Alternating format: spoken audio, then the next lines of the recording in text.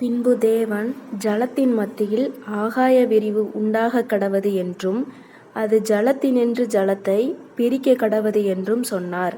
தேவன் ஆகாய விரிவை உண்டு பண்ணி ஆகாய விரிவுக்கு கீழே இருக்கிற ஜலத்திற்கும் ஆகாய விரிவுக்கு மேலே இருக்கிற ஜலத்திற்கும் பிரிவுண்டாக்கினார். அது அப்படியே ஆயிற்று. தேவன் ஆகாய விரிவுக்கு வானம் என்று பெயரிட்டார். சாயங்காலமும் விடியற்காலமும் ஆகி 2ஆம் நாள் ஆயிற்று. பின்பு தேவன் வானத்தின் கீழே இருக்கிற ஜலம் ஓரிடத்தில் சேரவும் வெட்டாந்தரை காணப்படவும் கடவது என்றார். அது அப்படியே ஆயிற்று. தேவன் வெட்டாந்தரைக்கு பூமி என்றும் சேர்ந்த ஜலத்திற்கு சமுத்திரம் என்றும் பெயரிட்டார். தேவன் அது நல்லது என்று கண்டார்.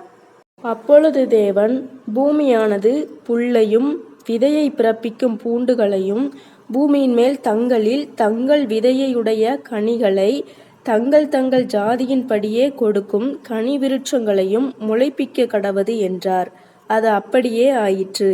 பூமியானது புல்லையும் தங்கள் தங்கள் ஜாதியின்படியே விதையை பிறப்பிக்கும் பூண்டுகளையும் தங்கள் தங்கள் ஜாதியின்படியே தங்களில் தங்கள் விதையுடைய கனிகளை கொடுக்கும் விருட்சங்களையும் முளைப்பித்தது.